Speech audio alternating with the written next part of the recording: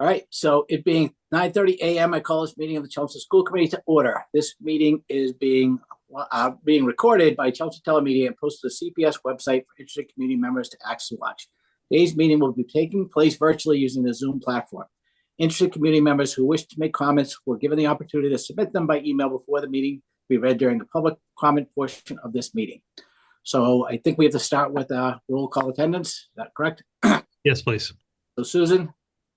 Here. John? Here. Anna? Here. Maria? Right here. I am here, and Superintendent Lang is here. I'm here. Great, okay.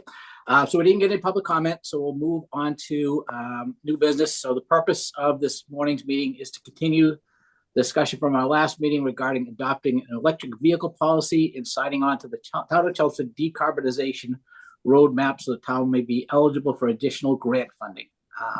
So since the meeting, we were able to obtain additional information, both items from MSBA, MASC, and the Select Board. So the superintendent was able to connect with an MSBA representative to see if the adoption of the decarbonization roadmap would impact the new building project. So I'll let him talk about that conversation, and we'll go from there. Sure. On that one, wanted to put the feeler out to see exactly like how the roadmap would come into play when it comes to particularly the new school.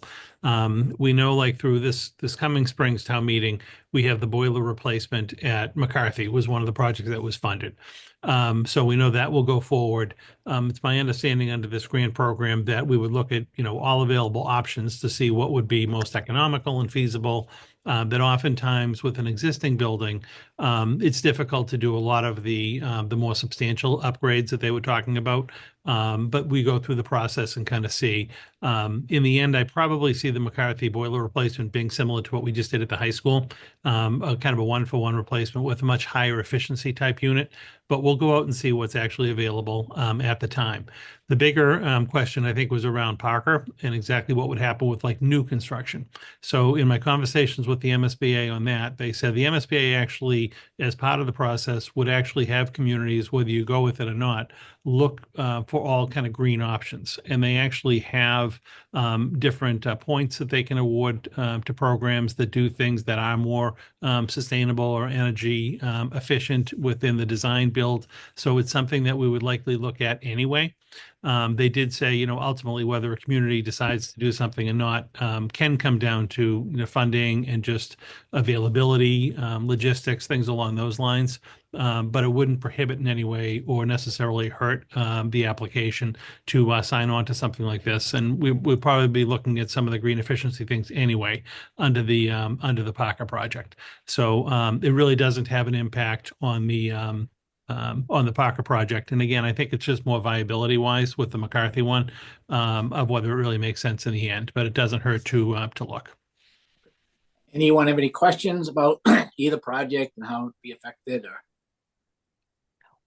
No. okay, great.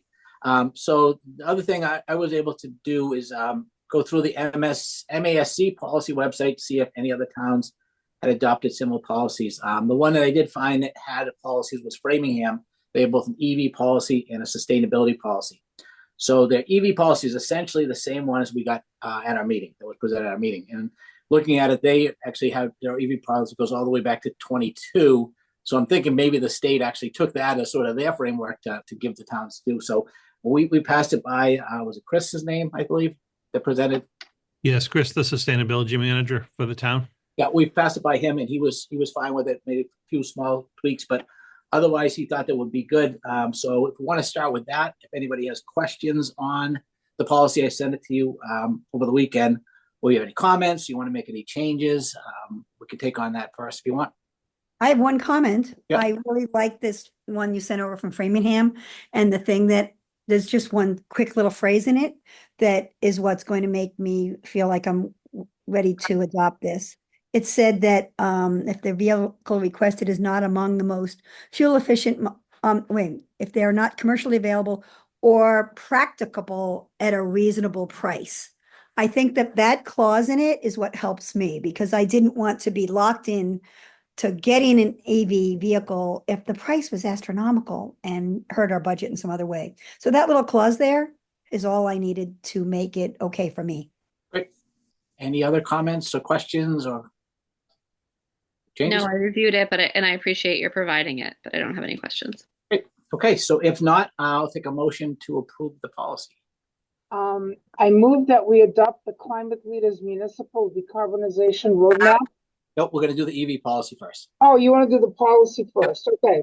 I make a motion that we adopt the EEBAA fleet efficiency policy as presented. Second. So motion by Maria, seconded by John. We have to do a roll call vote. So Susan, Aye. John, Aye. Diana, Aye. Maria, Aye. and I. So 5-0, that's a unanimous. The other item was the decarbonization roadmap. So one of the things that I at least wanted to wait on was see how the select board acted on it. They had a meeting last Monday to review the policy. And since technically they're the ones that own the buildings, and a lot of it applies to buildings and heating in the building, that type of thing, I kind of want to see if they had any concerns. And they didn't seem to have any concerns. So that was good to see that. Originally, I was thinking about trying to incorporate the roadmap as part of a larger sustainability policy like Framingham did, but talking with the superintendent, we really don't need to do that to be in compliance for the town to be able to get into the grant program. So we can always revisit, a larger sustainability project in the future, policy in the future.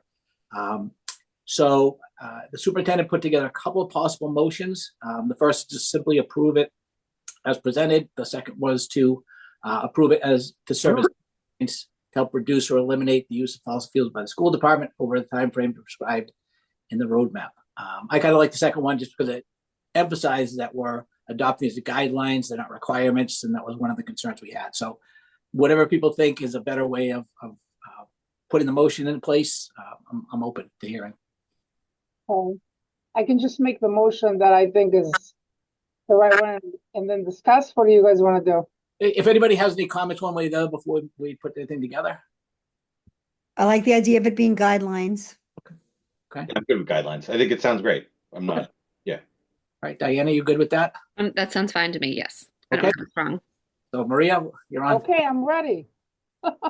I move that we adopt the climate leaders municipal decarbonization roadmap for the town of Chelmsford as presented to serve as a guideline for the town to comply with applicable state and or federal climate laws pertaining to the reduction and or elimination of on-site fossil fuel use by the municipality.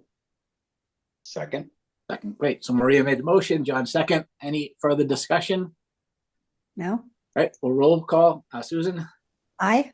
John, Aye. Diana, Aye. Maria, Aye. aye. So 5-0. All right, anything else anybody has at this point? Nope. Just thank you for doing it. We appreciate it. I'm glad we took the time to look into it, and I'm glad we were able to do it in a timely fashion so the town could qualify for the grant funding in the first round. So just a reminder, our next meeting is January 7th, so a week from tomorrow. And other than that, if there's no other questions, I'll take a motion to adjourn. I move that we adjourn. Second. Second, all right, Susan, Aye. John, Aye, not second. Aye. Diana, Aye. Maria, Aye. myself, aye, and that's it. Well, thank you all very much. Thanks. All right. Have a Okay, great back everybody. half of your break. Bye, Thank Thank everyone. you, Thank you. everyone.